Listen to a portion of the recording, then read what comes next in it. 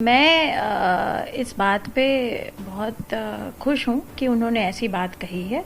ये बड़ी forward looking approach है। योगी जी अगर गौ सेवा कर रहे हैं, मैं भी गौ सेवा करती हूँ, तो दो लोग अगर एक इंटरेस्ट के होते हैं तो डेफिनेटली तारीफ तो बनती है उनकी। किसी ने इतना गौ सेवा के लिए काम नहीं किया। उत्तर प्रदेश विधानसभा चुनाव में 40% महिलाओं को टिकट देने की घोषणा करके कांग्रेस ने एक नई बहस को जन्म दिया है। इसकी चर्चा लगातार हो रही है। हमारे साथ बात करने के लिए हैं उत्तर प्रदेश के सबसे बड़े सियासी परिवार की बहू, जो राजनीतिक रूप से भी सक्रिय हैं, सामाजिक रूप से भी सक्रिय हैं, अपर्णा यादव जी। अपर्णा जी, सबसे पहले जिस तरह से एक नई बात शुरू हो गई है, 40% महिलाओं को यूपी विधानसभा में टिकट देंगे प्रियंका गांधी, ये घोषणा की है, कैसे आप इस फैसले को देखती हैं? हालांकि फैसला उनकी पार्टी के लिए है, लेकिन एक महिला होने के नाते, एक राजनीतिक हस्ती होने के नाते मुझे लगता है, देखिए, मैं इस बात पे बहुत खुश हूँ कि उन्होंने ऐसी बात कही है। ये बड़ी फॉरवर्ड लुकिंग अप्रोच है। पर मैं साथ में ये भी चाहती हूँ कि जो महिला आरक्षण का बिल है वो भी पास हो केंद्र में।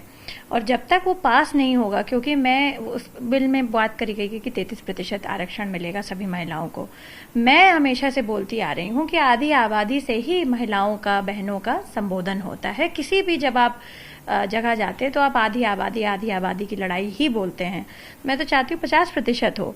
पर डेफिनेटली अगर जो है कांग्रेस ये स्टेप ले रही है उत्तर प्रदेश में, तो और जगह भी ले अपनी पार्टी में। और मैं तो ये कहूँगी हर पार्टी को ये करना चाहिए। 40% नहीं तो 30% दे सब जगह। हर पार्टी को ये करना चाहिए। आपकी इसके बाद से अपनी पार्टी के अध्यक्ष से बात हुई है? मेरी अभी उनसे तो बात नहीं हुई, पर आदरणीय नेताजी ने कई बार, आप लोगों के माध्यम से भी कई बार ये बात कह चुके हैं वो, कि महिलाओं का रिप्रेजेंटेशन बढ़ना ही बढ़ना चाहिए। समाजवादी पार्टी में जितना कार्य महिलाओं के लिए नेताजी ने किया है, मुझे नहीं लगता कि किसी भी अन्य पार्टी में इतना काम हुआ है।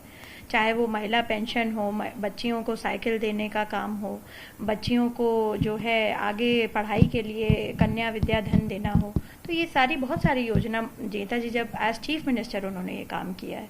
तो हमेशा से वो कहते आए हैं। अभी भी हाल फिलहाल में भी उन्होंने महीने 1.5 महीने पहले पार्टी के सभागार में जब महिलाएं नहीं उपस्थित मिली तो उन्होंने ये बात कही है, मतलब मीडिया से भी कही है। तो बात तो नहीं हुई है क्योंकि कल ही की बात है, लेकिन आप कह रही हैं कि बहुत फॉरवर्ड लुकिंग ये बात है, तो क्या बात करेंगी इसको लेकर के? बिल्कुल करूंगी, मैं कहूंगी भी ये बात कि अभी ये मुझे लगता है फॉर्मुलेटिवली, मतलब से कहेंगी? बिल्कुल कहूंगी मैं, और आपके उससे भी कह ही रही हूँ। मैं सबसे सारी पार्टियों से ये कह रही हूँ कि भाई अपनी पार्टी में महिलाओं का रिप्रेजेंटेशन बढ़ाएं। जैसे ही महिला आएगी पार्टी पॉलिटिक्स में, किसी भी इंस्टीट्यूशन में, institutionally that institution will be a better place for every female and male to work इन।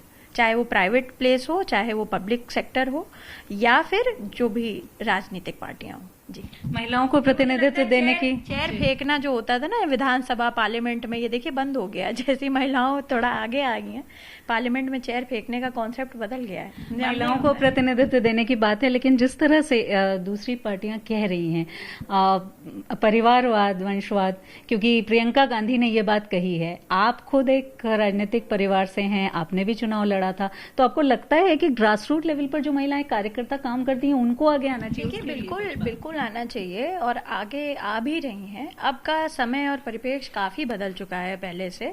सिर्फ ऐसे ही नहीं कि जो है, देखिए, बिना मेरिट के यहाँ पे किसी को कुछ भी नहीं मिलेगा।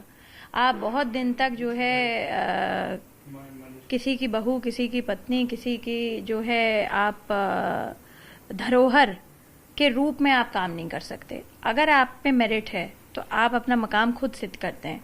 पत्रकारिता में हो, डॉक्टरी में हो, राजनीति में हो, किसी भी फील्ड में हो, मुझे लगता है एवरीवेयर मेरिट काउंट्स।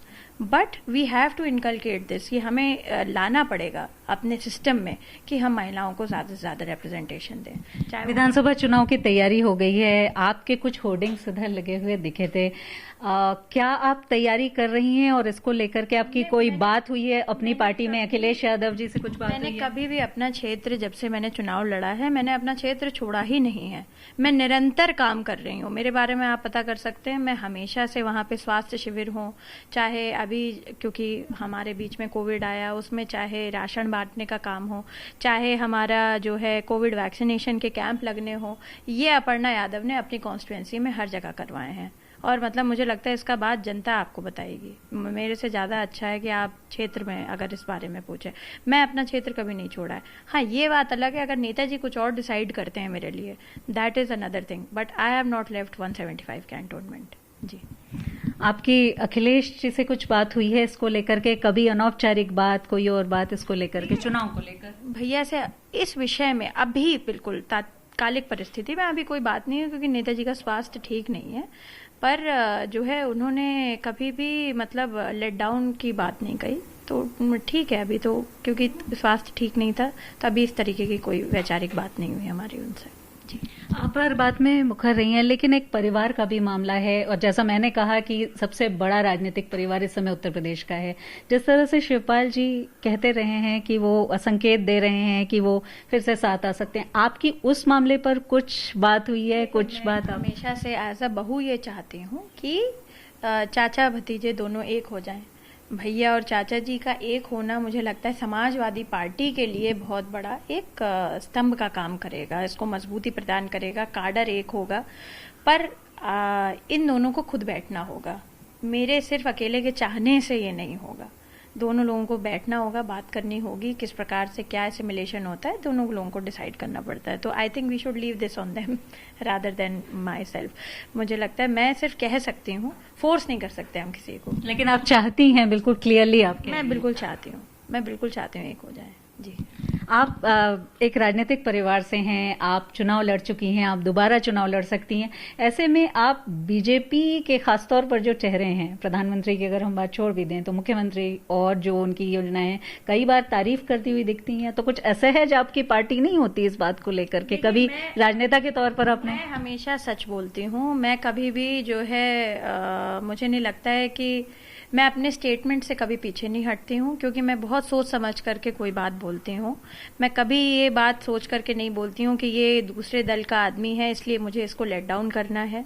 या देखिए, विचारों से हम सब मानव हैं, तो मुझे जहाँ लगता है कि मानवता के ये इंटरेस्ट में है, तो मैं उस बात की तारीफ करती हूँ। स्वच्छ भारत मिशन देखिए, बहुत अच्छा एक मिशन चलाया प्रधानमंत्री जी ने, तो ये तो सबके हित में है ना। सफाई करना कोई बुरी बात तो है नहीं। Our mothers always use to tell कि भाई कि हाँ जी, साफ सुथरा रखो भाई कमरा अपना।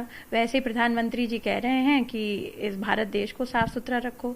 योगी जी अगर गौ सेवा कर रहे हैं, मैं भी गौ सेवा करती हूँ, तो दो लोग अगर एक इंटरेस्ट के होते हैं तो डेफिनेटली तारीफ तो बनती है उनकी। किसी ने इतना गौ सेवा के लिए काम नहीं किया। आपको लगता है इससे कुछ और संकेत नहीं मिलता कहीं भी, जिस तरह से कई बार चर्चा होती है? अब लोगों को इसमें संकेत निकालने हो तो इसमें क्या कर सकते हैं। लोगों के एंटीने आजकल ज्यादा तेज हो गए हैं तो मुझे लगता है वो संकेत ढूंढते रहते हैं। पहले दूरदर्शन ही आता था, अब नेटफ्लिक्स और प्राइम वीडियो और हॉटस्टार सब चलने लगा, तो मुझे लगता है इसलिए काफी सांकेतिक भाषाएं हो गई हैं। जी, शुक्रिया हमसे बातचीत के लिए। तो ये हैं अपर्णा यादव, अपने ही अंदाज में उन्होंने ये बात कही, लेकिन एक बात तय है कि जिस तरह से महिलाओं को प्रतिनिधित्व देने की बात कांग्रेस ने की है, उससे वो खुश हैं, फॉरवर्ड लुकिंग उसको फैसला मानती हैं वो, और साथ ही अपनी पार्टी में यानी अखिलेश यादव से भी वो इसकी बात करेंगी। ये बहुत अहम बात है। कैमरामैन हरीश कांडपाल के साथ शिल्पी सेन।